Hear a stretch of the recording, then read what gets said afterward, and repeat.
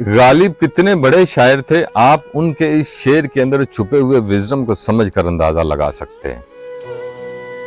इंसान को जिंदगी में दर्जा कमाल तक पहुंचने के लिए कई मुश्किलात का सामना करना पड़ता है। इसी सिनेरियो को गालिब अपने एक शेर से समझाने की कोशिश कर रहे हैं। समंदरी सिप्पी या ऑस्टर के खुले मुंह के अंदर एक पानी का कतरा जाता है और उसका मुंह बंद होने की सूरत में उस समंदर के गहरे पानियों में चली जाती है, जहां उसको अकेलापन, तन्हाई, अपनों से दूरी, मौजों की रवानी, न जाने कई मुश्किलात का सामना करना पड़ता है।